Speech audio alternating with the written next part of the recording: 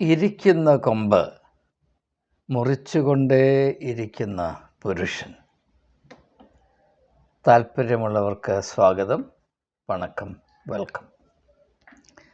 കഴിഞ്ഞ ദിവസം ഭാര്യ ഭർത്തൃ ബന്ധത്തിൽ പുരുഷന് ന്യായമായും അനുവദിച്ചിരിക്കുന്ന ആധിപത്യം എന്താണ് എന്ന വിഷയം ഏവരുമൊത്ത് പരിഗണിച്ചതിനോട് അനേകം ആളുകൾ വളരെ ക്രിയാത്മകമായും താല്പര്യത്തോടും പ്രതികരിക്കുകയും ഈ വിഷയത്തെപ്പറ്റി കൂടുതൽ വ്യക്തത പ്രാപിക്കുവാൻ ഞങ്ങൾക്ക് താല്പര്യമുണ്ട്, അതിനുതകുന്ന വിധത്തിലുള്ള വീഡിയോകൾ ഇനിയും ചെയ്യണം എന്ന പലരും വളരെ ആവർത്തിച്ച് എന്നോട് ആവശ്യപ്പെട്ടതുകൊണ്ടാണ് ഈ വിഷയം തുടർന്ന് കൈകാര്യം ചെയ്യാമെന്ന് അല്പം ധ്യാനിച്ച ശേഷം ഞാൻ തീരുമാനമെടുത്തു. അതിൻ്റെ ഫലമായിട്ടാണ് രണ്ടാമത്തെ ഈ വീഡിയോ ഇപ്പോൾ ഞാൻ റെക്കോർഡ് ചെയ്യുന്നു. ഇവിടെ നമുക്കേവർക്കും നല്ല ബോധ്യമുള്ള, നമ്മെ ഏവരെയും വളരെയധികം വിഷമിപ്പിക്കുകയും ഭീതിപ്പെടുത്തുകയും ചെയ്യുന്ന, നമ്മുടെ മധ്യത്തിൽ സ്ഥിതി ചെയ്യുന്ന ഒരു സ്ഥിതിവിശേഷം, അതായത് സ്ത്രീ പുരുഷ ബന്ധത്തിൽ കാര്യമായ പ്രശ്നങ്ങൾ, ഭാര്യാഭർത്തൃ ബന്ധത്തിൽ വലിയ താറുമാറുകൾ, തകരാറുകൾ, അതുകൊണ്ട് സമൂഹത്തിൽ ആകമാനമായി സ്ഥിതി ചെയ്യുന്ന അസുരക്ഷിതാവസ്ഥ, മനുഷ്യൻ്റെ അരിഷ്ടത, അശരണരായി കഴിയുന്ന, മുറിവേറ്റ് ജീവിക്കുന്ന, നിശബ്ദമായി കഷ്ടം സഹിച്ച് ജീവിക്കുന്ന, ഗതികേടിൽ കഴിയുന്ന അനേക വ്യക്തികൾ, സമൂഹം വേദന കൊണ്ട് വീർപ്പ് മുട്ടിക്കഴിയുന്ന ഒരു സാഹചര്യത്തെ നാം എങ്ങനെയാണ് മനസ്സിലാക്കേണ്ടത്? ഇതിൻ്റെ ഉറവിടം, ഈ പ്രശ്നങ്ങളുടെ ഉറവിടം എന്താണ്? ഉറവിടം കണ്ടുപിടിക്കാതെ ഒരു പ്രതിവിധി നിശ്ചയിക്കുവാനോ അല്ലെങ്കിൽ അത് പ്രാബല്യത്തിൽ കൊണ്ടുവരുവാനോ സാധ്യമല്ല എന്നവർക്കും അറിയാം. അതുകൊണ്ട് ഇനിയുള്ള അന്വേഷണങ്ങൾ ഈ പ്രശ്നത്തിൻ്റെ യഥാർത്ഥത്തിലുള്ള ഉറവിടം എന്താണ്, ഇതെവിടെയാണ് ആരംഭിക്കുന്നത് എന്ന് മനസ്സിലാക്കത്തക്കവണ്ണമുള്ള ചില ചിന്തകളാണ്. അത് പ്രധാനമായും വേദപുസ്തകത്തെ കേന്ദ്രീകരിച്ചാണ് എങ്കിലും ജാതിമത ഭേദമന്യേ ഏവർക്കും പരിഗണിക്കാവുന്ന, ഒരുപക്ഷെ സ്വീകരിക്കാവുന്ന ആശയങ്ങൾ മാത്രമാണ് ഇത് ഉൾക്കൊള്ളിച്ചിരിക്കുന്നത്. നാം സ്ത്രീ പുരുഷ ബന്ധത്തെയും അതിൻ്റെ ഏറ്റവും പ്രധാനപ്പെട്ട ആവിഷ്കാരമായ ഭാര്യാഭർത്തൃ ബന്ധത്തെപ്പറ്റി ചിന്തിക്കുമ്പോൾ അതിനെപ്പറ്റി നാം കണ്ണീർ വാർക്കുമെങ്കിലും, അല്ലെങ്കിൽ അങ്ങനെ ആയിപ്പോയല്ലോ എന്ന് നാം പരിതാപം പ്രകടിപ്പിക്കുമെങ്കിലും, യഥാർത്ഥത്തിൽ ഈ ദുരവസ്ഥയ്ക്ക് ഒരു അറുതി വരത്തക്കവണ്ണം നാം എന്താണ് ചെയ്യേണ്ടത്, എന്ത് നടപടികളാണ് സ്വീകരിക്കേണ്ടത്, ഇതിൻ്റെ ചികിത്സ എങ്ങനെയാണ് ആരംഭിക്കേണ്ടത് എന്നതിനെപ്പറ്റി ഗണ്യമായി അന്വേഷിച്ച് കാണുന്നില്ല എന്നത് ഈ സമയത്ത് ശ്രദ്ധേയമാണ്. അതിൻ്റെ കാരണങ്ങൾ എന്താണ് എന്ന് ഞാൻ ഈ വീഡിയോയിൽ പരിഗണിക്കാൻ താല്പര്യപ്പെടുന്നില്ല. ഇതിൽ പ്രധാനമായും നാം തിരിച്ചറിയേണ്ട ഒരു അവസ്ഥ, നമ്മുടെ ഇടയിൽ സ്ഥിതി ചെയ്യുന്ന ഈ ദുരവസ്ഥയുടെ ഒരു വശം മാത്രം എവരുടെയും ശ്രദ്ധയിൽ അല്പം വിശദമായി കൊണ്ടുവരണം എന്നാണ് താല്പര്യപ്പെടുന്നത്. നാളിതുവരെ എനിക്ക് മനസ്സിലാക്കാൻ കഴിഞ്ഞിടത്തോളം ലോകത്തിലെമ്പാടും ചരിത്രത്തിൻ്റെ ബഹുഭൂരിപക്ഷവും ഈ ലോകത്തിൻ്റെ പല ഭാഗങ്ങളിൽ ഇപ്പോഴും സ്ഥിതി ചെയ്യുന്നത് പുരുഷ മേൽക്കോയ്മയിൽ കേന്ദ്രീകൃതമായ ഒരു സാമൂഹ്യ വ്യവസ്ഥിതിയാണ്, മാൻ സെൻറ്റേർഡ് സോഷ്യൽ ഓർഡർ. അതിൽ സ്ത്രീക്ക് സംഭവിച്ച പാളിച്ച അല്ലെങ്കിൽ വൈരൂപ്യം വളരെ അധികമാണ്. ആ ഒരു യാഥാർത്ഥ്യത്തെ മനസ്സിലാക്കുകയും സുവിശേഷങ്ങളിൽ ഇതിനോട് എപ്രകാരമാണ് പ്രതികരിച്ചിരിക്കുന്നത് എന്ന് ഒന്ന് തിരിച്ചറിയത്തക്കവണ്ണം ചില വസ്തുതകൾ എവരുടെയും പരിഗണനയ്ക്ക് സമർപ്പിക്കുകയും മാത്രമാണ് ഇവിടെ ഉദ്ദേശിക്കുന്നത്. വളരെ ലളിതമായും ഡയറക്റ്റായും പറഞ്ഞാൽ, പുരുഷനെ പറ്റി നാം ചിന്തിക്കുമ്പോൾ അവനിരിക്കുന്ന കമ്പ്, അവനിരിക്കേണ്ട കമ്പ് അനുദിനം അറുത്ത് മുറിച്ചുകൊണ്ടേയിരിക്കുന്ന ഒരു ബുദ്ധിശൂന്യതയിലാണ് കഴിഞ്ഞ എത്രയോ നൂറ്റാണ്ടുകളായി പുരുഷ മേൽക്കോയ്മയിൽ വിശ്വസിക്കുന്ന ഒരു സാമൂഹ്യ വ്യവസ്ഥിതിയുടെ കാഴ്ചപ്പാട് സ്ഥിതി ചെയ്തിരുന്നത്. ഇത് മനസ്സിലാക്കുന്നതിന് അല്പം ഫാഷനൊന്നുമില്ലാത്തൊരു ചെറിയ കഥ ഞാൻ നിങ്ങളുമായി പങ്കിട്ടുകൊള്ളട്ടെ. ഒരു വീട്ടിൽ നമുക്കെല്ലാവർക്കും പരിചയമുള്ളതുപോലെ ഭാര്യ ഭർത്തൃ കലഹം, അത് എപ്പോഴും ശണ്ട കൂടുന്ന, പരസ്പരം വഴക്കിടുന്ന ഒരു സ്വഭാവമാണ്. ഇപ്പോൾ എല്ലാവരും എല്ലാ ദിവസവും ടെലിവിഷനൊക്കെ കാണുന്നത് പോലെ അന്ന് ടെലിവിഷനൊന്നും ഇല്ലായിരുന്നത് കൊണ്ട് ഈ ഭാര്യ ഭർത്താവിൻ്റെയും പ്രധാനപ്പെട്ട എൻ്റർടൈൻമെൻ്റ് എന്ന് പറഞ്ഞാൽ പരസ്പരം വഴക്കിടുക എന്നുള്ളതാണ്. അപ്പോൾ ചിലപ്പോഴൊക്കെ ഭർത്താവ് അരിശം മൂത്ത് ഭാര്യയുടെ ശരീരത്ത് കൈവെക്കുന്ന ഒരിടപാടും ഉണ്ടായിരുന്നു. ഏതായാലും ഇത് കുറേ നാൾ കഴിഞ്ഞ് സഹിക്കാൻ വയ്യാതെ ഭാര്യ പറഞ്ഞു, നിങ്ങളൊരു കാര്യം ചെയ്യും, നമ്മുടെ അടുത്തുള്ള ആ പുഞ്ചയില്ലേ, നല്ല ആഴമുള്ള പുഞ്ച, നിങ്ങൾ എന്നെ അവിടെ കൊണ്ടുപോയി എന്നെ ആ പുഞ്ചയിലേക്ക് തള്ളിയിട്ടാൽ കൊല്ല, എന്നാൽ നിങ്ങൾക്കെങ്കിലും സമാധാനമായിട്ട് ജീവിക്കാമല്ലോ. ഇത് കേട്ടപ്പോൾ ഭർത്താവിന് അത് വളരെ നല്ല ഒരു സജഷനായി തോന്നി. ജീവിതത്തിൽ ആദ്യമായിട്ട് തൻ്റെ ഭാര്യ പറഞ്ഞ കാര്യം നല്ലതാണ് എന്ന് അദ്ദേഹത്തിന് ബോധ്യമായിട്ട് അതോടെ നടപ്പിലാക്കാൻ അദ്ദേഹം ശ്രമിച്ചു. അപ്പോൾ താഴെടുത്ത് രണ്ടുപേർ ഭാര്യ ഭർത്താക്കന്മാർ പുഞ്ചയിലേക്ക് പോയി. അപ്പോൾ പോകുന്നതിന് മുമ്പ് ഭാര്യ പറഞ്ഞു, നിങ്ങൾ എന്നെ അത് തള്ളിയിടുമ്പോൾ ഞാൻ കൈയും കാലും വിട്ട് അടിച്ച് എനിക്കല്പം നീന്തൊക്കെ അറിയാം. ഞാൻ വെളിയിലോട്ട് വീണ്ടും വെള്ളത്തിൽ നിന്ന് കരയേറിയാൻ രക്ഷപ്പെട്ടു വന്നാൽ നിങ്ങളുടെ പ്രശ്നത്തിന് അറുതി വരികയില്ല. അവിടെ നിങ്ങൾ ചെയ്യേണ്ടത് എന്നെ ആ വരമ്പത്ത് കൊണ്ട് നിർത്തി എൻ്റെ രണ്ട് കൈയും എൻ്റെ പുറകിൽ കെട്ടിയിട്ടിട്ട് ഞാൻ അങ്ങനെ നിൽക്കുമ്പോൾ നിങ്ങൾ ഓടി വന്ന് എന്നെ തള്ളി അങ്ങ് പുഞ്ചയുടെ നടുക്ക് പോകത്തക്കുള്ള ശക്തിയായിട്ട് എന്നെ തള്ളിയിട്ടാൽ പിന്നെ പ്രശ്നമില്ല, തീർച്ചയായും ഞാൻ മരിക്കുകയും നിങ്ങളുടെ പ്രശ്നം അവസാനിക്കുകയും. ഇത് കേട്ടപ്പോൾ ഭർത്താവിന് കുറച്ചുകൂടെ ഭാര്യയെപ്പറ്റി, അവളുടെ ചിന്തയെപ്പറ്റിയും അവളുടെ പക്വതയെപ്പറ്റിയും ഒക്കെ അദ്ദേഹത്തിന് കുറച്ചുകൂടെ ബഹുമാനം തോന്നി. ഏതായാലും ഭാര്യയും ഭർത്താവും സജ്ജീകരണങ്ങളൊക്കെ പൂർത്തിയാക്കി പോയി. അപ്പോൾ ഭാര്യയെ കൊണ്ടുവന്ന് ഉദ്ദേശിച്ച സ്ഥാനത്ത് നിർത്തി കൈകൾ രണ്ടും പിറകിൽ കെട്ടി. അങ്ങനെ ഭാര്യ അവിടെ നിൽക്കുകയാണ്. ഭർത്താവ് കുറേ പുറകോട്ട് നടന്നൊരു 10-20 അടി പുറകോട്ട് നടന്ന് ഓടി വന്ന് ശക്തമായിട്ട് തെളിഞ്ഞെങ്കിൽ മാത്രമേ ഭാര്യ ഈ പുഞ്ചയിൽ ആഴമുള്ള എൻ്റെ നടുവിൽ ചെന്ന് വീഴുകയും അങ്ങനെ അവർ മുങ്ങി മരിക്കുകയും ചെയ്യത്തുള്ളൂ. അപ്പോൾ അതുകൊണ്ട് അദ്ദേഹം ഒരു 10-20 അടി പുറകോട്ട് വന്ന് ഉള്ള ശക്തി മുഴുവനും എടുത്ത് ഓടിച്ചെന്ന് ഒരൊറ്റ തള്ളി. അപ്പോൾ തള്ളിയപ്പോൾ ഈ സ്ത്രീ ഒന്ന് മാറിക്കൊടുത്തപ്പോൾ ഇദ്ദേഹം 4 കാലം പറിച്ച് ഈ പുഞ്ചയുടെ നടുക്ക് ചെന്ന് വീഴും. ഇദ്ദേഹത്തിന് നീന്താൻ അറിഞ്ഞുകൂടാ. അപ്പം വെള്ളം കുടിച്ച് മുങ്ങി ശ്വാസം മുട്ടിയപ്പം പറഞ്ഞു, എടി എന്നെ രക്ഷിക്കണേ എന്ന് പറഞ്ഞു.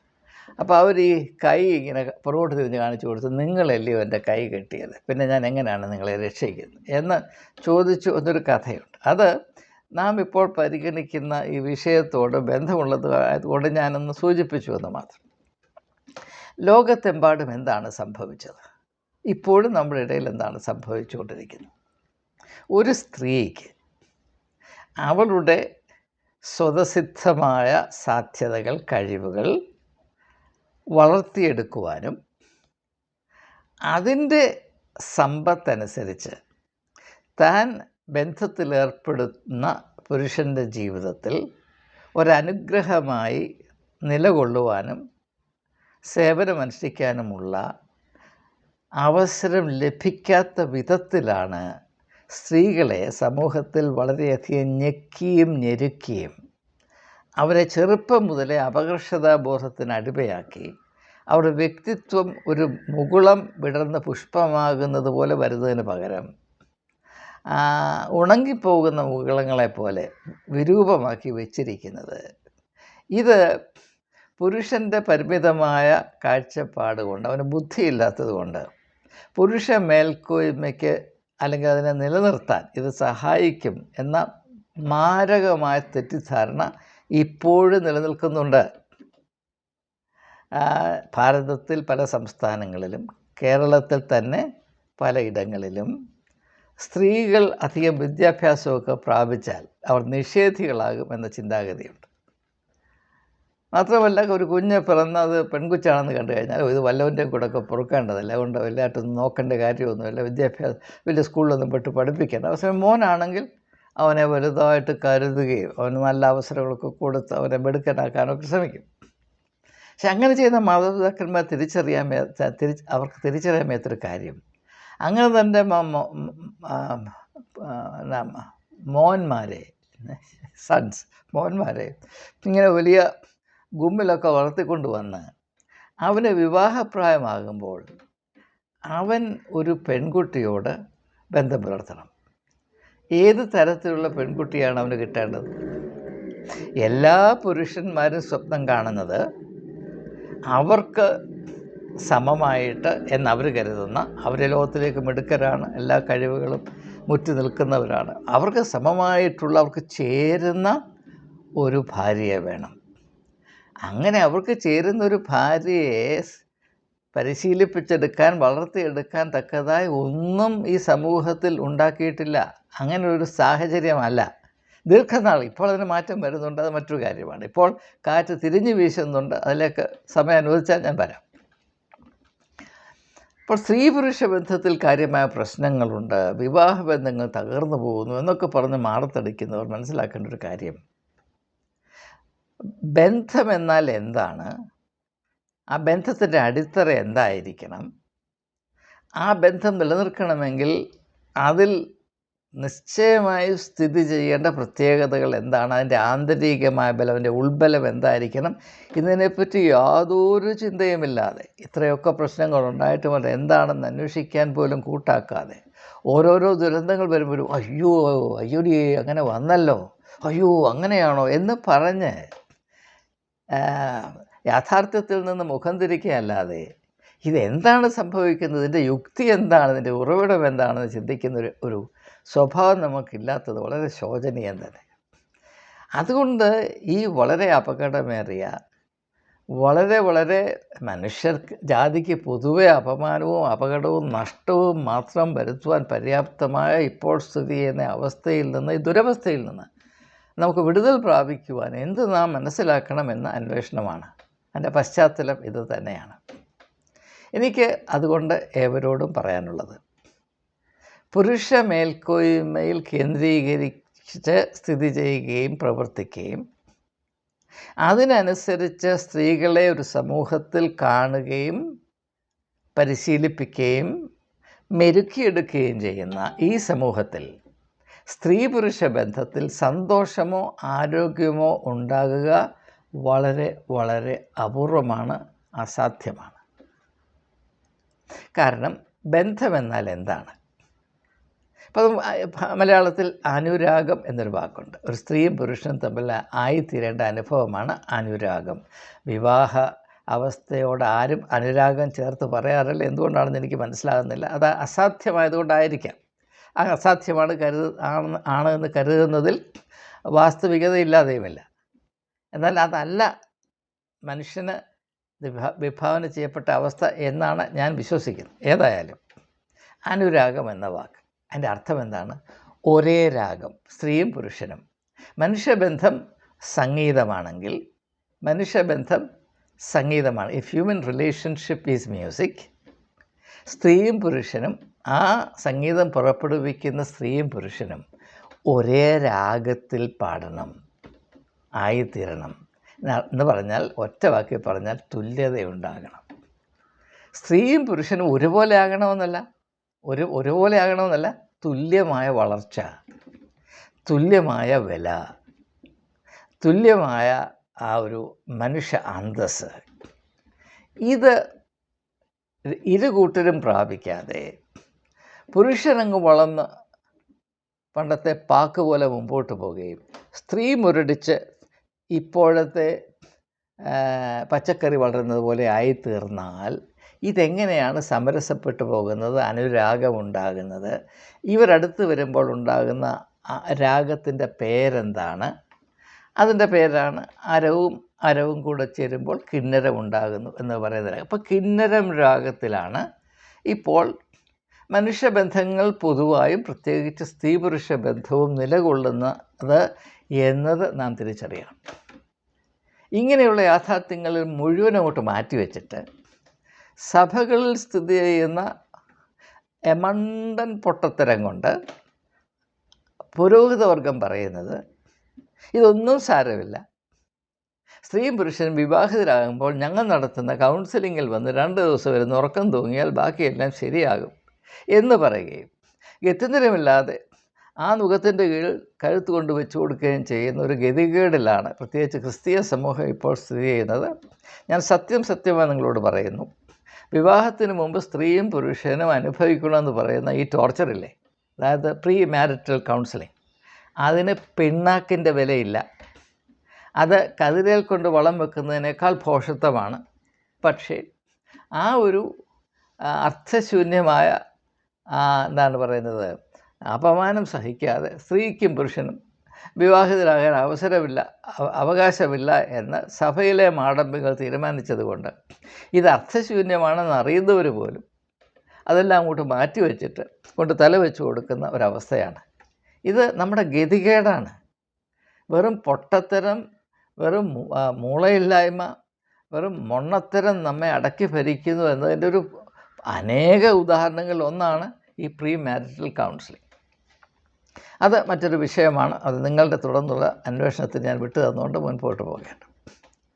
അപ്പോൾ സ്ത്രീ പുരുഷ ബന്ധത്തിൽ സന്തോഷവും നിർവൃതിയും അർത്ഥവും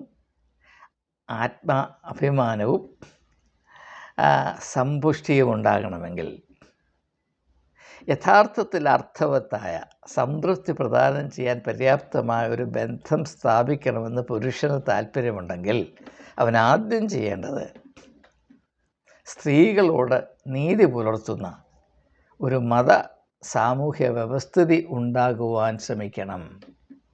അതിനുവേണ്ടി ശബ്ദമുയർത്തണം. ഒരു പുരുഷൻ്റെ ഏറ്റവും പ്രധാനപ്പെട്ട agenda, the number 1 agenda of a പുരുഷൻ, of a man must be the liberation of the woman. സ്ത്രീയെ ഈ സമൂഹത്തിൽ കയ്യും കാലും കെട്ടിയിട്ടിരിക്കുന്ന ഈ ഒരു അവസ്ഥ, അതിൽ നിന്ന് അവളെ മോചിപ്പിച്ച് അവൾ അർഹിക്കുന്ന സാഹചര്യങ്ങൾ അവൾക്ക് ലഭിച്ചിട്ട് അവൾക്ക് സാധ്യമാക്കുന്ന വളർച്ച പ്രാപിച്ച് തനിക്ക് തക്കതായ ഒരു തുണയായി തീരത്തക്കവണ്ണമുള്ളൊരു സാഹചര്യം സമൂഹത്തിൽ സ്ഥിതി ചെയ്യുവാൻ ഉണ്ടാക്കിയെടുക്കുവാൻ ശ്രമിക്കുന്ന പുരുഷൻ ബുദ്ധിയുള്ളവൻ. അല്ലാത്തവൻ വിവാഹമോചനത്തിന് കച്ചേരി തിണ്ണ നിരങ്ങ എന്നല്ലാതെ ഞാൻ എന്ത് പറയാനാണ്? ഇവിടെയുള്ള വിരോധാഭാസം നാം തിരിച്ചറിയണം. ആജീവനാന്തം പുരുഷനും ഉൾപ്പെട്ടിരിക്കുന്ന സമൂഹമാകമാനം അതിൻ്റെ ഭാഗമായ സഭയും എല്ലാം കൂടെ ചേർന്ന് സ്ത്രീയെ അല്പം പോലും വികസിക്കുവാനോ വളരുവാനോ അവിടെ സാധ്യതകൾ മണത്തറിയുവാനോ അവസരം കൊടുക്കാതെ അവളെ ഏറ്റവും ചുരുക്കി ഒരു ബോൺസായി ആക്കി മാറ്റി അവസാനം പുരുഷനെ ഏൽപ്പിച്ച് അവർ സന്തോഷമായിട്ട് ജീവിക്കണം എന്ന് പറയുന്നതിനേക്കാൾ വലിയ ഭ്രാന്ത്, ഇത് മൊണ്ണത്തരം മാത്രമല്ല, ഇത് മുഴുവൻ ഭ്രാന്തും കൂടാണ്. അതെന്നെ സംബന്ധിച്ചിടത്തോളം വിഭാവന ചെയ്യാൻ വയ്യ. അതുകൊണ്ട് പുരുഷൻ എപ്പോഴും സ്വപ്നം കാണുന്ന തനിക്ക് പറ്റിയ ഒരു ഭാര്യ, അതായത് വിവേകമുള്ള ഭാര്യ, പക്വതയുള്ള ഭാര്യ, ചുമതലബോധമുള്ള ഭാര്യ, നാനാവിധമായ കഴിവുകൾ കൊണ്ട് എന്താണ് പറയുന്നത്, ദീപ്തമായ ഒരു ഭാര്യ, വിലയേറിയ ഒരു മുത്തായ ഒരു ഭാര്യ, വീടിനു പൊന്മണി വിളക്കു നീ, തറവാടിനു നിധി നീ, കുടുംബിനി എന്നൊക്കെ നമ്മൾ പാടും. പക്ഷേ അങ്ങനെ ഒരു വ്യക്തിയെ വളർത്തിയെടുക്കാൻ ഈ സമൂഹം എന്ത് കൊഴുക്കട്ടയാണ് ചെയ്തിട്ടുള്ളത് എന്ന് നാം ചോദിക്കണ്ടേ? അതായിരിക്കണം ഏറ്റവും പ്രധാനപ്പെട്ട ചോദ്യം. പക്ഷെ അതാരും ചോദിച്ച് കേൾക്കാത്തത് കൊണ്ട് ഞാനത് പറയുകയാണ്. ഇനിയും ഈ ഒരു യാഥാർത്ഥ്യം അല്പം ഒന്ന് മനസ്സിലായെങ്കിൽ ഇനിയുമുള്ള 10-12 നിമിഷങ്ങൾ എല്ലാവർക്കും എല്ലാം അറിയണം, പക്ഷേ ആർക്കും സമയമില്ല എന്നതുകൊണ്ട് വേണ്ടതുപോലെ ഒരു വിഷയവും അത് അർഹിക്കുന്ന ഡീറ്റെയിൽഡായിട്ടുള്ള ട്രീറ്റ്മെൻറ്റിൽ അതിനെ വികസിപ്പിച്ച് അവതരിപ്പിക്കാൻ സാധിക്കുന്നില്ല. അതെനിക്ക് ദുഃഖമുണ്ട്. പക്ഷേ എന്ത് ചെയ്യാനാണ്? ഇനിയും യേശു ഇതിനെ എങ്ങനെയാണ് കണ്ടത്? നാം മനസ്സിലായി, ഞാൻ അത്ഭുതത്തോടുകൂടി തിരിച്ചറിയുന്നൊരു കാര്യം, യേശു ഉൾപ്പെട്ട യഹൂദ സമൂഹത്തിൽ സ്ത്രീകൾക്ക് മറ്റെങ്ങും ഉണ്ടായിരുന്നതിനേക്കാൾ കൂടുതൽ ഡിസബിലിറ്റീസ് ഉണ്ടായിരുന്നു, സോഷ്യൽ ഡിസബിലിറ്റീസ്. ഒരു യഹൂദ പുരുഷൻ്റെ കണ്ണിൽ അവനൊരു സ്ത്രീയായി ജനിച്ചില്ല എന്നത് തന്നെ അവൻ്റെ ഹൃദയത്തെ ആഹ്ലാദം കൊണ്ടും ദൈവത്തോടുള്ള നന്ദി കൊണ്ടും നിറയ്ക്കുന്ന അനുഭവമായിരുന്നു. അങ്ങനെയുള്ളൊരു സമൂഹത്തിൽ യേശു സ്ത്രീകളോടെടുത്ത നിലപാട് വാസ്തവത്തിൽ വിപ്ലവാത്മകമാണ്. അതിനെപ്പറ്റി വേണ്ടതുപോലെ ഒന്നും നാം അന്വേഷിക്കുകയോ മനസ്സിലാക്കുകയോ ചെയ്യുന്നില്ല. കാരണം യാഥാർത്ഥ്യത്തോട് അനുബന്ധമായി ചിന്തിക്കുന്ന ഒരച്ചടക്കം ക്രിസ്ത്യാനികളിൽ ഇല്ല എന്നതുകൊണ്ട് തന്നെ. അതുകൊണ്ട് ഏതായാലും നമുക്ക് യേശു ഇതിനെ എപ്രകാരമാണ്, അല്ലെങ്കിൽ സുവിശേഷത്തിൽ ഈ പ്രശ്നത്തെ എങ്ങനെയാണ് മനസ്സിലാക്കിയത്? ഒരു കാര്യം വളരെ വ്യക്തമാണ്, യേശുവിൻ്റെ ആത്മീയമായ കാഴ്ചപ്പാടിൽ, സുവിശേഷത്തെ ആകമാനമായി ഭരിക്കുന്ന ആത്മീയ ദർശനത്തിൽ സ്ത്രീക്ക് കൊടുത്തിരിക്കുന്ന സ്ഥാനവും സ്ത്രീത്വത്തിന് കൽപ്പിച്ചിരിക്കുന്ന ദൈവീകമായ സാധ്യതയും നമ്മെ ഇന്നും അത്ഭുതപ്പെടുത്തേണ്ടതാണ്. അതിൻ്റെ ചില അംശങ്ങൾ മാത്രം. അപ്പോൾ യേശുവിൻ്റെ ജനനത്തെപ്പറ്റി നമുക്കൊക്കെ വലിയ താല്പര്യമാണ്. നാം ഒരിക്കലും തിരിച്ചറിയാത്തൊരു യാഥാർത്ഥ്യം അവിടെയുണ്ട്. ആ അത്ഭുത ജനനം സാധ്യമാക്കിയത് ധീരത കൊണ്ട് നിറഞ്ഞ ഒരു സമൂഹത്തിൻ്റെ ദൃഷ്ടിയിൽ നിസ്സാര എന്ന ചാപ്പ കുത്താവുന്ന, ലേബിലൊട്ടിക്കാവുന്ന ഒരു പെൺകുട്ടിയിൽ കൂടെയാണ്. മറിയ എന്നാണ് അവളുടെ പേര്. അവൾ ഈ സാധ്യതയെ ആദ്യം അഭിമുഖീകരിക്കുമ്പോൾ അവളുടെ അവസ്ഥ എന്തായിരുന്നുവെന്ന് ലൂക്കോസ് അതിൻ്റെ 1-ാം അധ്യായത്തിൽ പറയുന്നത്. എന്താണ്? അവൾ ഭയപ്പെട്ടു. അപ്പോൾ അവൾക്ക് കൊടുക്കുന്ന ദൂത് എന്താണ്? സ്ത്രീയെ, നീ ഭയപ്പെടേണ്ട. അപ്പോൾ സുവിശേഷം സ്ത്രീകളോട് ആദ്യമായിട്ട് പറയുന്നത് എന്താണ്? നിങ്ങൾ ഭയപ്പെടരുത്, ഒരിക്കലും നിങ്ങൾ ഭയപ്പെടരുത്. പുരുഷ മേൽക്കോയ്മ ഇങ്ങനെ അള്ളിപ്പിടിച്ച് നിൽക്കുന്നത് ഭയം എന്ന് പറയുന്ന ആയുധം മറ്റുള്ള മേൽ പ്രയോഗിച്ചിട്ടാണ് നിങ്ങൾക്കറിയാം. അത് സ്ത്രീയുടെ മേൽ അധികമായി പ്രയോഗിക്കുന്നുണ്ട്. അത് വിശദാംശങ്ങളിലേക്ക് ഞാൻ പോകുന്നില്ല. ഞാൻ ഇത്ര മാത്രമേ നിങ്ങളോട് പറയുന്നുള്ളൂ. അന്നും പുരുഷ മേൽക്കോയ്മ ഉണ്ടായിരുന്നു. ആ പുരുഷ മേൽക്കോയ്മ നിഷ്കർഷിച്ച പല ധാർമ്മികമായ മൂല്യങ്ങളുണ്ടായിരുന്നു. ആ ധാർമ്മിക മൂല്യങ്ങളെ വിശുദ്ധ കന്യമറിയാം അനുസരിച്ചിരുന്നുവെങ്കിൽ, അതിന് തന്നെ അടിയറ വെച്ചിരുന്നുവെങ്കിൽ യേശു ജനിക്കുമായിരുന്നില്ല. അത്രമാത്രം പ്രാധാന്യം അർഹിക്കുന്നൊരു വിഷയമാണ്. അന്നത്തെ പുരുഷ മേധാവിത്വം നിലനിർത്തിയിരുന്ന സന്മാർഗബോധത്തെ 100% അതിജീവിച്ചുകൊണ്ടാണ് കന്യമറിയാം തന്നെ ഈ അത്ഭുത സാധ്യത്തിൻ്റെ മാധ്യമമായി ദൈവത്തിന് സമർപ്പിച്ചു കൊടുത്തതെന്ന് മനസ്സിലായി. അത് മനുഷ്യജാതിയുടെ വീണ്ടെടുപ്പിനായി മനുഷ്യപുത്രൻ ലോകത്തിലേക്ക് വരുന്നതിൻ്റെ പ്രാരംഭം സ്ത്രീയുടെ വീണ്ടെടുപ്പാണ്. സ്ത്രീയുടെ വീണ്ടെടുപ്പില്ലാതെ മനുഷ്യജാതിയുടെ വീണ്ടെടുപ്പ് സാധ്യമല്ല. മനുഷ്യരാശിയുടെ വീണ്ടെടുപ്പിൻ്റെ ഭാഗമായിട്ട് മാത്രമേ പുരുഷൻ്റെ വീണ്ടെടുപ്പ് നടക്കുകയുള്ളൂ. അല്ലാതെ പുരുഷൻ സ്ത്രീ ഒരു ആയുധമായോ ഉപകരണമായോ വീട്ടിലെ ചപ്പലായോ ഉപയോഗിച്ചാൽ അവൻ കൂടുതൽ അധപ്പതിച്ചുകൊണ്ടേയിരിക്കും. അവൻ കൂടുതൽ പൈശാചികമായ അവസ്ഥയിലേക്ക് മാറിപ്പോകും എന്ന ഒരു യാഥാർത്ഥ്യം ഇവിടെ കൃത്യമായി വാളിൻ്റെ മൂർച്ച പോലെ ഇവിടെ രേഖപ്പെടുത്തിയിട്ടുണ്ട്. പക്ഷേ ഇതാരും പ്രതിപാദിച്ച് ഞാൻ കേട്ടിട്ടില്ല. നിങ്ങൾ കേട്ടിട്ടുണ്ടെങ്കിൽ നിങ്ങളുടെ ഭാഗ്യം. ഞാൻ ആ സമയത്തിൻ്റെ പരിധി കൊണ്ട് മുമ്പോട്ട് പോവുകയാണ്. അപ്പോൾ ആദ്യമായി സ്ത്രീയോട് യേശുവിന് പറയാനുള്ളത് ഭയപ്പെടരുത്. പുരുഷ മേൽക്കോയ്മയിൽ ആശ്രയിച്ച് നിൽക്കുന്ന ഈ സമൂഹം നിൻ്റെ മേൽ ചില കാര്യങ്ങൾ അടിച്ചേൽപ്പിക്കാൻ വരുമ്പോൾ നിനക്ക് ഉത്തരവാദിത്വം ആത്യന്തികമായ ദൈവത്തോടാണ് എന്നും ദൈവത്തെ അനുസരിക്കുക നിൻ്റെ കടമയാണ് എന്നും ആ അനുസരണം നിലനിർത്തുന്നതിന് വേണ്ടി സമൂഹത്തിൻ്റെ ചില നോംസ്, ചില നിലവാരങ്ങൾ തച്ചുടയ്ക്കണമെങ്കിൽ അതിലല്പം പോലും മടി കാണിക്കുകയും ചെയ്യരുത് എന്നാണ് ഇവിടെ ഇതിൻ്റെ അർത്ഥം. നീ ഭയപ്പെടരുത്. അപ്പോൾ സ്ത്രീയെ ഭയത്തിൽ നിന്ന് വിടുവിക്കുക നാം പരിഗണിക്കുന്ന ഈ വിഷയത്തിൻ്റെ, ഈ തീമിൻ്റെ ഒരു പ്രാരംഭമായ അടിത്തറയാണ്.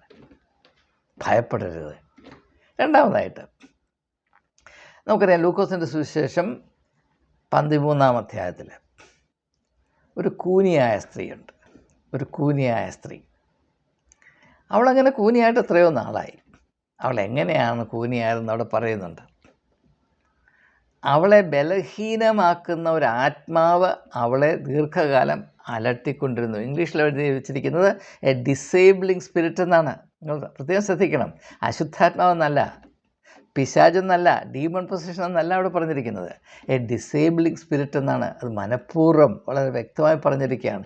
എവിടെ നിന്നാണ് ഈ ഡിസേബിളിങ് സ്പിരിറ്റ് വന്നത്? അവളെ അവശയാക്കിയ ഈ ദുരാത്മാവ് അവളുടെ പിടിക്കത്തക്കവണ്ണം ഇതിൻ്റെ ആവിർഭാവം എവിടെയാണ്? ആ സമൂഹത്തിൽ നിന്നാണ്, പുരുഷ മേൽക്കോയ്മയിൽ നിന്നാണ്. അപ്പോൾ സ്ത്രീയെ കൂനിയാക്കുകയും അതേസമയം തന്നെ ഞാൻ സ്വപ്നം കാണുന്ന ആ തരുണീമണിയെ എൻ്റെ സഹധർമ്മിണിയാക്കണം ചെയ്യണം എന്ന അതേ സമയത്ത് തന്നെ സ്വപ്നം കാണുകയും ചെയ്യുന്ന പുരുഷൻ്റെ ഭ്രാന്ത് എത്ര അപഹാസ്യമാണ് എന്ന് ഒരു വാക്ക് പോലും അതിനെപ്പറ്റി പറയാതെ ഇവിടെ മനോഹരമായി അത് ഉൾക്കൊള്ളിച്ചിട്ടുണ്ട്. അത് അന്വേഷിച്ച് മനസ്സിലാക്കാൻ കഴിവുള്ളവർ മനസ്സിലാക്കും, അല്ലാത്തവർ നമ്മളിപ്പോൾ കേൾക്കുന്ന പൊട്ടത്തരങ്ങൾ ഇങ്ങനെ ആവർത്തിച്ചു കൊണ്ടേയിരിക്കും. അപ്പോൾ കൂനിയായ ആ സ്ത്രീയെ മറന്നു പോകരുത്. ഒരു സ്ത്രീക്ക് അവിടെ നട്ടെല്ല് നുവർന്ന് രണ്ട് കാലയിൽ മനുഷ്യ അന്തസ്സിൻ്റെ ആ വലിയ വെളിച്ചത്തിൽ, പ്രഭയിൽ നിൽക്കാനുള്ള അവകാശമുണ്ടെന്ന് മാത്രമല്ല, ദൈവത്തോടുള്ള കടപ്പാടുമുണ്ട്. അതവളിൽ നിന്ന് മോഷ്ടിക്കുകയും അവളുടെ നട്ടല് വളച്ചു വെക്കുന്നതാണ് പുരുഷൻ്റെ മേൽക്കോയ്മയെ നിലനിർത്തുവാനുള്ള ഏക മാർഗമെന്ന് തെറ്റിദ്ധരിക്കുകയും ചെയ്യുന്ന പുരുഷൻ അവൻ്റെ ജീവിതത്തിൽ എങ്ങനെ അവൻ സമാധാനവും സന്തോഷവും അനുഭവിക്കുമെന്ന് എനിക്ക് മനസ്സിലാകുന്നു. നമുക്ക് മുൻപോട്ട് പോകാം. മൂന്നാമതായിട്ട് സുവിശേഷം സ്ത്രീയോട് പറയുന്നത്, നീ സമൂഹത്തിൻ്റെ വിവിധമായ ആ ശ്വാസം മുട്ടിക്കുന്ന നിൻ്റെ കൊങ്ങയ്ക്ക് പിടിച്ചിരിക്കുന്ന അവസ്ഥയില്ലേ, അതിൽ നിന്ന് നീ മോചനം പ്രാപിക്കണം. മറ്റുള്ളവർ അത് നിനക്ക് വേണ്ടി ചെയ്യുകയില്ല, കാരണം സമൂഹമാകമാനം ചിന്തിക്കുന്നതിനെതിരായിട്ടാണ്. എന്നാൽ നിനക്ക് നിന്നോട് തന്നെ ഒരു കടമയുണ്ട്. ആ കടമ നിർവഹിച്ചു കൊണ്ടേയിരിക്കണം. അതെന്താണ്? അത് ഒന്ന് മനസ്സിലാകത്തക്കവണ്ണം ഒന്ന് രണ്ട് കാര്യം നമുക്കറിയാം. മർക്കോസിൻ്റെ സുവിശേഷം 5-ാം അധ്യായത്തിൽ 12 വർഷം രക്തസ്രാവം കൊണ്ട് വീർപ്പ് മുട്ടിയ ഒരു സ്ത്രീയെപ്പറ്റി പറയുന്നുണ്ട്.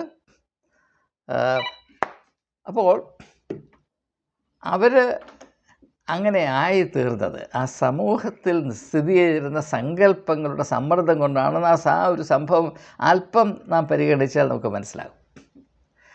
യേശു അവളെ സൗഖ്യമാക്കുന്ന രീതി നിങ്ങൾ ശ്രദ്ധിച്ചാൽ സമൂഹത്തിൻ്റെ മൊത്തത്തിൽ തന്നെ അവൾ ആരും അറിയാതെ യേശുവിൻ്റെ വസ്ത്രത്തിൻ്റെ തൊങ്ങലൊന്ന് തൊട്ട് സൗഖ്യം പ്രാപിച്ച് പോകണം എന്ന് മാത്രം വിചാരിച്ച് വന്നവളാണ്. എന്നാൽ അവളെ സമൂഹത്തിൻ്റെ മുമ്പിൽ യേശു അംഗീകരിക്കുകയും സമൂഹം അവളെപ്പറ്റി കാത്തു സൂക്ഷിച്ചിരുന്ന നികൃഷ്ടമായ സങ്കല്പങ്ങളെ വെല്ലുവിളിച്ചുകൊണ്ടാണ് അവൾക്ക് സൗഖ്യം കൊടുക്കുന്നത്.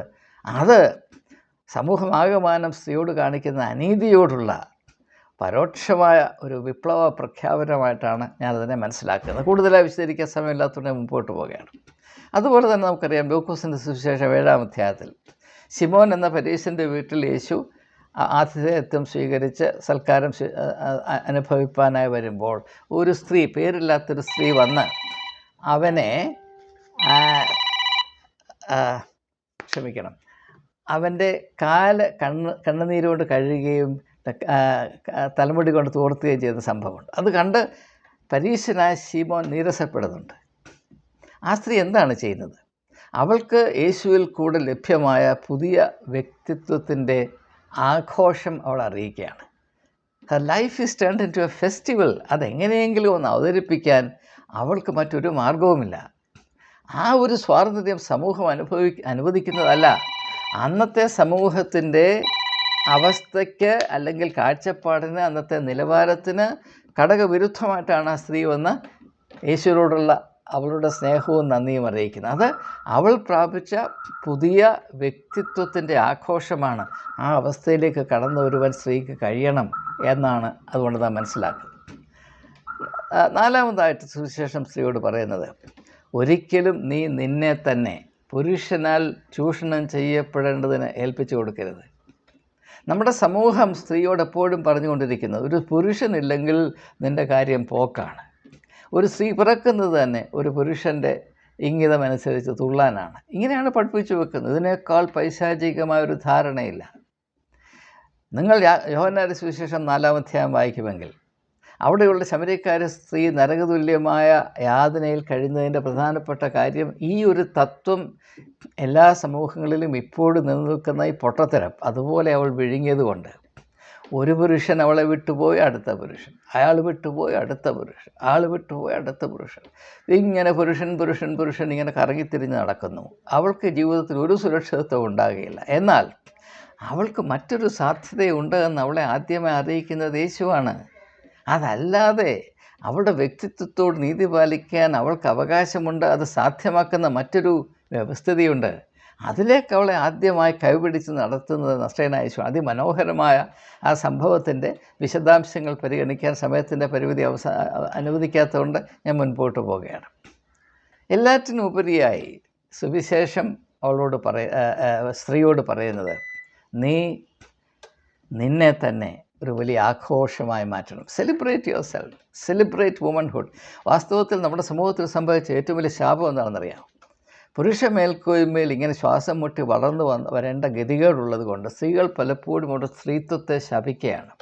പല സ്ത്രീകളും അവിടെ സ്ത്രീത്വത്തെ ശപിക്കുന്നത് ഞാൻ കേട്ടിട്ടുണ്ട്. അത് കേൾക്കുമ്പോൾ എൻ്റെ നെഞ്ച് പൊടിയാറുണ്ട്. കാരണം മറ്റൊന്ന്, അവരെ കുറ്റം പറഞ്ഞിട്ട് കാര്യമില്ല, അവരുടെ അവസ്ഥ അങ്ങനെ ആക്കി വെച്ചവരെ കുറ്റം പറയണം.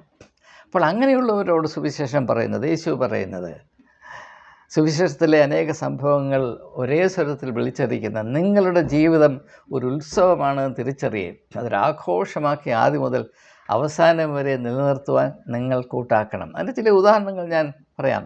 യോഹന്നാന്റെ സുവിശേഷം 12-ാം അധ്യായത്തിൽ ഒരു സ്ത്രീ യേശുവിന് വന്ന അവളുടെ വ്യക്തിത്വത്തിൻ്റെ പരിമളം അറിയിക്കുന്നത് നാം കാണുന്നുണ്ട്. അതിൻ്റെ വിശദാംശങ്ങളിലേക്ക് ഞാൻ പോകുന്നില്ല. അതുപോലെ തന്നെ നമുക്കറിയാം, ലൂക്കോസിൻ്റെ സുവിശേഷത്തിൽ ഒരു വിധവ യെരുശലേം ദേവാലയത്തിൽ വന്ന് ഭണ്ഡാരത്തിൻ്റെ അവിടെ വന്ന് തൻ്റെ കയ്യിലുണ്ടായിരുന്ന തൻ്റെ ആകെ സ്വത്തായ 2 കോപ്പർ ചെറിയ നാണയങ്ങൾ ഇടുന്നത് നാം കാണുന്നുണ്ട്. അവൾ നാണയമിടുകയല്ല, അവളുടെ വ്യക്തിത്വത്തിൻ്റെ എന്താണ് പറയുന്നത്, അവൾ ആരാകുന്നു എന്നതിൻ്റെ ആഘോഷമാണ്. അതിൻ്റെ ഒരു വെളിപ്പെടുത്തലാണ് അവിടെ നടക്കുന്നത്. അതുപോലെ തന്നെ നമുക്കറിയാം, നിങ്ങൾ ബെഥനിയിലെ ഒരു എന്ന് പറയുന്ന ഗ്രാമത്തിലെ 2 സഹോദരിമാരെ നിങ്ങൾക്ക് പരിചയമുണ്ട്, മാർത്തയെന്നും മറിയെന്നുമാണ്. മാർത്ത അന്നത്തെ സമൂഹത്തിൽ നിലനിന്ന ആശയങ്ങളോട് താതാത്മ്യപ്പെട്ട് മുമ്പോട്ട് പോയപ്പോൾ മറിയ എന്താണ്, അവളോട് തന്നെ നീതി പുലർത്തുകയാണ്. She is trying to be true to herself. അവൾ യേശുവിൻ്റെ പാദത്തിലിരുന്ന് അവനിൽ നിന്ന് നിത്യതയുടെ സത്യങ്ങൾ ശ്രദ്ധയോടെ കേട്ട് മനസ്സിലാക്കുകയാണ്. അതവിടെ സ്വാതന്ത്ര്യമാണ്, അവളുടെ വ്യക്തിത്വമാണ്. സമൂഹത്തിൽ നിന്ന് അവളെ വേറിട്ട് നിർത്തുന്ന, അവളുടെ വ്യക്തിത്വത്തിൻ്റെ വിലയെന്തെന്ന് വിളിച്ചറിയിക്കുന്ന അവളുടെ തീരുമാനമാണത്. അത് ഒരു സ്ത്രീയുടെ വ്യക്തിത്വത്തിൻ്റെ ആധികാരികതയുടെ അടയാളപ്പെടുത്തലാണ്. അതിമനോഹരമായൊരു സംഭവമാണ്. ഇങ്ങനെ പലവിധമായ സംഭവങ്ങളുണ്ട്. എല്ലായിടത്ത് പറഞ്ഞാൽ സമയം ഒത്തിരി നീളുമെന്നുകൊണ്ട് ഞാൻ അവസാനിപ്പിക്കാൻ പോവുകയാണ്. അതുകൊണ്ട് സ്ത്രീ പുരുഷ ബന്ധത്തെ, സ്ത്രീക്കും പുരുഷനും തുല്യമായ സന്തോഷവും സമാധാനവും സുരക്ഷിതത്വവും നിർവൃതിയും പകരുവാൻ പര്യാപ്തമായ ഒരു സ്ഥിതിയായി വീണ്ടെടുക്കുന്നതിന് വേണ്ടി സുവിശേഷം കൽപ്പിക്കുന്ന ആദ്യത്തെ പടി എന്താണ്? സ്ത്രീത്വത്തെ വീണ്ടെടുക്കുക. സ്ത്രീത്വത്തെ വിരൂപമാക്കിയത് ആരാണ്? പുരുഷ മേൽക്കോൽമേൽ സ്ഥാപിക്കപ്പെട്ട സമൂഹം ആകമാനമാണ്. അതിൻ്റെ ദുരാത്മാവാണ് സ്ത്രീകളെ പിടിച്ചിരിക്കുന്നതെന്നാണ് ലൂക്കോസിൻ്റെ സുവിശേഷം 13-ാം അധ്യായത്തിൽ കൂനിയായ സ്ത്രീയെ യേശു സൗഖ്യമാക്കുന്നതിൽ കൂടെ നാം മനസ്സിലാക്കേണ്ടത്. ഈ ഒരു യാഥാർത്ഥ്യത്തിൽ നിന്ന് നമുക്ക് മുൻപോട്ട് ഈ ദുരവസ്ഥയിൽ നിന്ന് വിടുതൽ പ്രാപിക്കുകയും മുൻപോട്ട് പോവുകയും ചെയ്യാൻ നമുക്ക് കഴിഞ്ഞില്ല എങ്കിൽ സ്ത്രീ പുരുഷ ബന്ധത്തെ ഇപ്പോൾ ബാധിച്ചിരിക്കുന്ന, ഭാര്യാഭർത്തൃ ബന്ധത്തെ ഇപ്പോൾ ബാധിച്ചിരിക്കുന്ന ഈ വലിയ കൊടും രോഗം, ഈ ശാപം, അതിന് അറുതി വരുവാൻ സാധ്യമല്ല എന്നത് വളരെ കൃത്യമായ സത്യമാണ്. ഇതിൽ നിന്ന് ആരും ഒളിച്ചോടുവാൻ സാധ്യമല്ല. അതുകൊണ്ട് ഒരു പ്രീ മാരിറ്റൽ കൗൺസിലിംഗ് നടത്തിയത് കൊണ്ടോ അല്ലെങ്കിൽ വിവാഹമോചനത്തിലുള്ള സാഹചര്യങ്ങൾ കുറച്ചുകൂടി ഉദാരമാക്കിയത് കൊണ്ടോ ഒരു വ്യത്യാസവും ഉണ്ടാകുകയില്ല. പുരുഷൻ്റെയും സ്ത്രീയുടെ അവസ്ഥ ഒന്നുപോലെ പരിതാപകരമാണ്. അതിങ്ങനെ തുടരാതിരിക്കണമെങ്കിൽ, നാളെ ഇന്നത്തേക്കാൾ മേൽത്തരമാകണമെന്ന് ആർക്കെങ്കിലും താല്പര്യമുണ്ടെങ്കിൽ ആദ്യമായി ചെയ്യേണ്ടത് പുരുഷ മേൽക്കോയ്മ സ്ത്രീത്വത്തിൽ അടിച്ചേൽപ്പിച്ച ഈ ഒരു വൈരൂപ്യം, ദിസ് ഡീഫോർമിറ്റി, ഈ ഒരു അപര്യാപ്തത, ദിസ് ഡിസബിലിറ്റി, അത് മാറ്റുവാൻ നാം ശ്രമിക്കണം. പക്ഷേ അത് ആരംഭിക്കേണ്ടത് എവിടെയാണെന്ന് നിങ്ങൾ ചോദിച്ചാൽ എനിക്കിപ്പോൾ ഒറ്റ ഉത്തരം മാത്രമേ ഉള്ളൂ. അത് ഭവനങ്ങളിലാണ്. മാതാപിതാക്കന്മാർക്ക് അല്പമെങ്കിലും ബുദ്ധി ഉണ്ടാകണം. സ്വന്തം മക്കളെ ചേരുതിരിവിൻ്റെ കണ്ണുകൊണ്ട് കാണാതെ മകനാണെങ്കിലും മകളാണെങ്കിലും തുല്യ വില കൊടുത്ത് തുല്യ അഭിമാനത്തിൽ വളർത്തുവാൻ മാതാപിതാക്കന്മാർ ശ്രമിക്കുകയും പ്രത്യേകിച്ച് എൻ്റെ ആൺമക്കളെ, സ്ത്രീകളെ ബഹുമാനിപ്പാൻ പഠിപ്പിക്കുകയും പരിശീലിപ്പിക്കുകയും ചെയ്യണം എന്ന് വിനീതമായി അഭ്യർത്ഥിച്ചുകൊണ്ട് ഈ വിഷയത്തിൽ താല്പര്യപ്പെടുന്ന ഏവരോടുമുള്ള നന്ദി അറിയിച്ചുകൊണ്ട് വാക്കുകൾ ഉപസംഹരിക്കുന്നു. നമസ്കാരം.